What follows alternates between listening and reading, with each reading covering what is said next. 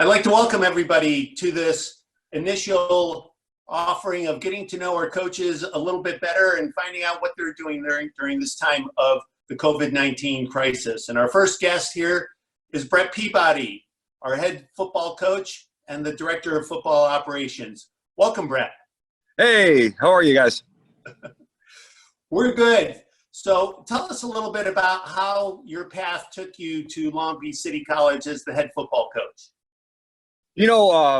First of all, coming to Long Beach City has been a real blessing for myself and for my family. I work at an amazing institution with great leadership from top to bottom, phenomenal facilities, facility staff. I mean, just across the board, we really do have a family. It sounds cliche, but we really do have a family at Long Beach City College. What brought me to Long Beach City, I was a head high school football coach. I got my first head job at the age of 26 at South Torrance High School. Spent 7 years at the high school level. Moved on to LA Harbor College as the quarterback coach. After a year, got promoted to becoming the offensive coordinator, and then became assistant head coach in 2009. Took over as the full-time head coach in 2010. Had a great run at Harbor. We really rebuilt that program. The program was really down. Even when I was an assistant coach, we could score some points, but we couldn't stop anybody.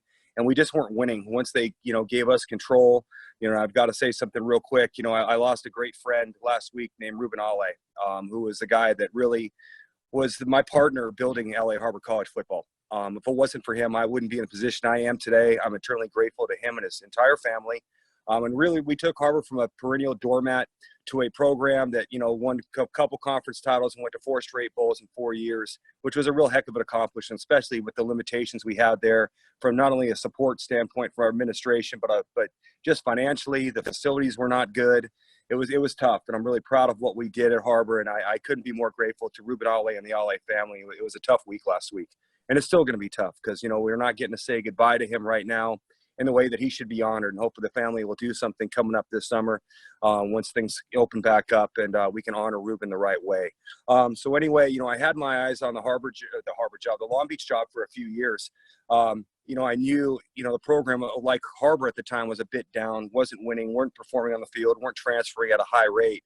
And I had a feeling that if my staff and I got the opportunity to come to Long Beach City College, that we could rebuild it very quickly and win for a long time. And again, doing things the right way.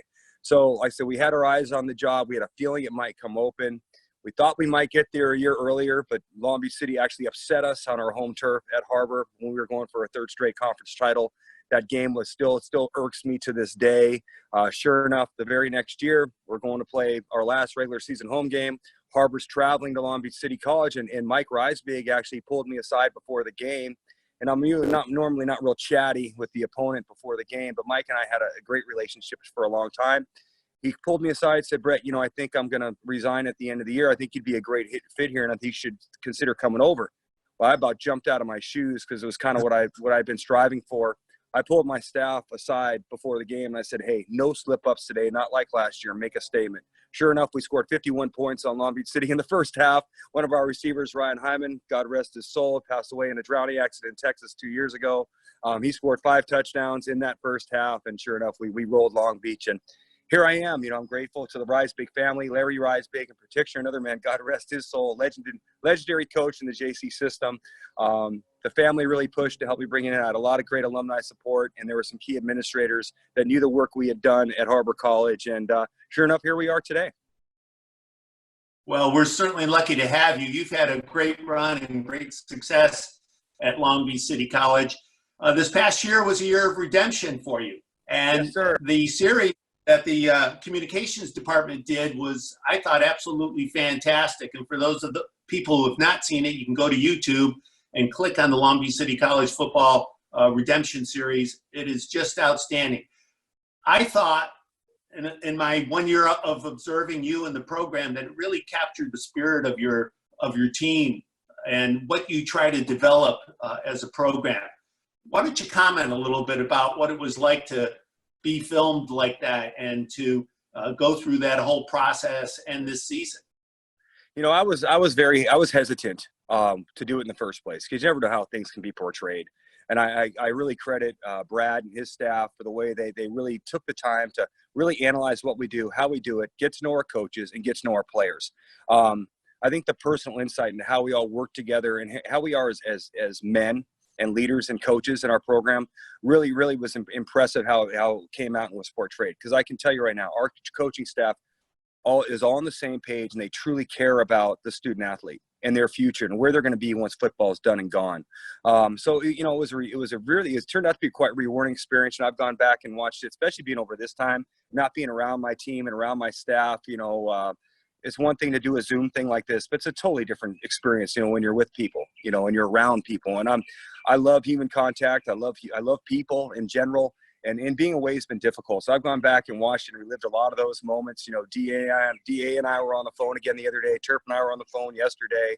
It was a close-knit group. And just the year before was so disappointing on so many levels. We lost 5 games by less than a touchdown. We were in at 4-6. And just the way things broke down that season in 2018, really, it was, and for a lot of ways, it was good for me personally, because maybe I got a little comfortable. I don't know exactly, but things broke down, and it was really important this past off season. We had met as a staff. Hey, we've got to get back to doing things how we do them. Real high level of accountability and discipline and structure, but also support for the student athlete. So there was a phenomenal group to work with this past year. They bought in the leadership out of our sophomores in particular, and then key freshmen like a Dallas Burke, all conference safety, was really, really important. Newcomers like Zion Bowens coming in, just buying in right away to the mission and the goals. And sure enough, we didn't accomplish all of our goals this past year. Obviously the goal, you want to win a state title. We haven't won one at the college since '95. It's coming. Mark it down. It's coming. But it was rewarding. We got back to it, another conference title, a great bowl win, where we faced a ton of adversity. So we were really beat up at the end of the year. And that was the tough part, that letting that Ventura game slip there at the end and not getting it. We still feel like we scored, and with an eye in the sky doesn't lie, but it is what it is. And the guys battled back despite all the injuries we had going in the bowl game. Hey, we got another win against a very good Southwestern team. Yes. Congratulations on a good year. And your coaches have stayed with you for a long time. You have a pretty stable coaching staff. But let me ask you, if a young person, and not just a football player, but if a young person wants to go on and continue their athletic and academic experience, why should Long Beach City College be a choice? Well, starting with just the college itself, with the academic support, the counseling department, Rourke O'Leary's done a really nice job. He's expanded his staff to really give better coverage to the overall athletic population at our college. So now we've got 3 to 4 counselors working with student athletes. It's really been streamed to a really nice, tight level. The support that Melody provides, with the textbook program and just making sure these guys are on course has been a tremendous asset. So I think it starts with the academic component first. Tamara Lincoln, who I became friends with just recently this past year over on the other side of campus, the Success Center, has been another just great asset.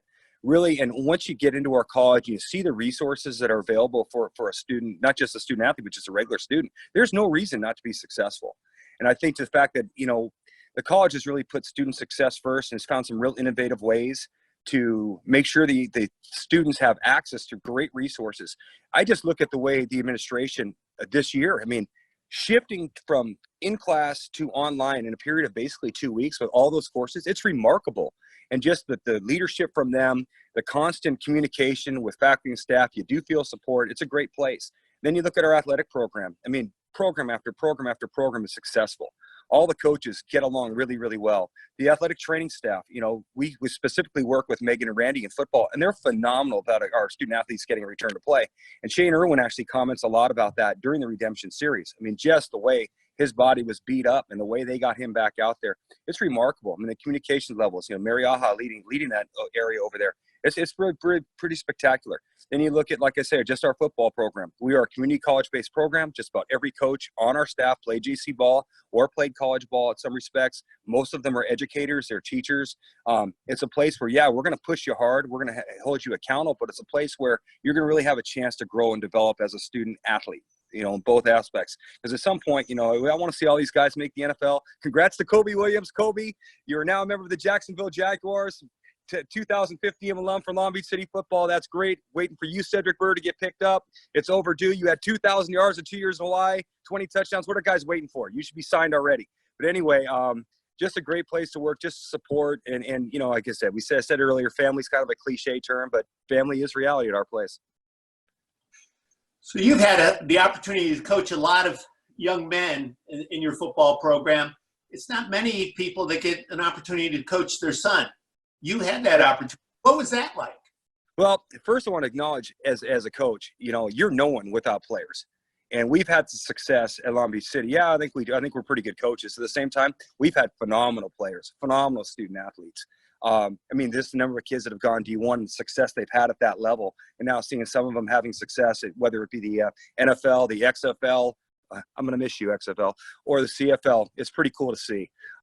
Coaching my son, went into with such high hopes. He's a great kid. You want to talk about a student athlete? Here's a kid that's close to a 4.0 student. He's been accepted to UC Santa Barbara. We'll see if he's going to choose to go away. He may choose to stay closer to home and save some money, which would be my recommendations. Take advantage of your parents living at home as long as you possibly can to save that money. So we'll see what he does. What was tragic is, he was a D1 talent, had an Eastern Michigan offer basically on the table coming last year. And unfortunately for the kid, he couldn't catch a break. From his senior year up until heading into last year, it's been one injury after another. He hung up the cleats, and I couldn't be more proud of him in terms of what he's done in the classroom, because that's what, at the end of the day, that's what it's all about. He knew the odds of him playing NFL were pretty much slim to none. So he prepared himself, and he took care of business in school. So now look, football's has come to an end, no fault of his own. The kid worked his butt off in every aspect of training, running, you name it. He worked in to develop his skill set, and he just couldn't stay healthy. But guess what? It doesn't matter now, because while football may be over, he's going to be successful because he handled business in school, and he takes his education very seriously. So yeah, while there's some real disappointment for him, and then being a dad and a coach, it's kind of a challenge. Here's your guy that you believe in and can believe can lead you to a title. What a game he had against Cerritos. He had a fractured shoulder. Played the game. We beat Cerritos for the Crosstown Cup by 2 scores, and threw a nice game-winning touchdown pass. It was special. He's a tough kid, and the balance of seeing your player go down that can help you win games, but also knowing what your son's dealing with, it was not easy. I'm just, like I said, I'm just grateful he's done so well in school. Well, good for him. Who's the better athlete, father or son? Oh, it's not even close. Him all day. Not even close. And that's the way it should be. Yes, and now in the classroom, though, it's pretty. That's where it's actually pretty close. But he kicks my butt. He kicks my butt in terms of athleticism. Well, Coach, thanks for being the first one on this program. My pleasure. To end, and anything you want to say to the fans and the people who follow you in your program? Hey, get ready for this coming season. We have a great group. Now it's up to my staff and I and the leaders in our program to bring the team together. But this could be our shot this year. We're really, really excited to get this group out there. We've got great competition at positions across the board. I think from an athletic standpoint, now we have a huge challenge because it's not so easy to replace a DeAnthony Jones, a Shane Irwin, and a Vito Bachiri on that defensive line, plus Noah Bias and a couple other guys over there. But I feel like with the guys we have in place, we've got some key bounce backs. We've got some amazing local kids. We really worked hard to keep the Long Beach kids in Long Beach this year. We expanded into Orange County. We've got some ringers coming from out of there. We've kept our LA ties. We've really put together a group that we feel like if we can bring them together, get them all on the same page, we could really make a fun run this year.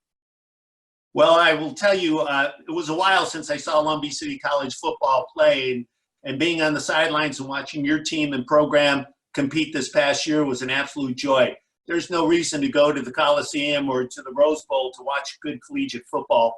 And in fact, you're going to see a lot of guys playing at this level who are going to be playing at four-year schools. And as you mentioned, a couple names are going to be playing in the NFL one day. So all those people who want to go ahead and come out and support the Vikings, please consider doing so this coming fall. Bill, I'll tell you, and you just hit the nail on the head, because JC football, especially Long Beach City College football, is the best value in town. You're seeing D1 athletes across the board. You're seeing great coaching staffs, not just ours, but the people we compete against. It's really a special thing. And hopefully people will start checking out, coming and buying in. You can socially distance at a Long Beach City College football game pretty easily up in our stands. So hopefully get you guys out there, and you guys can see the great work that the staff and these young men have put in, and everybody working together on the same page. It's going to be fun.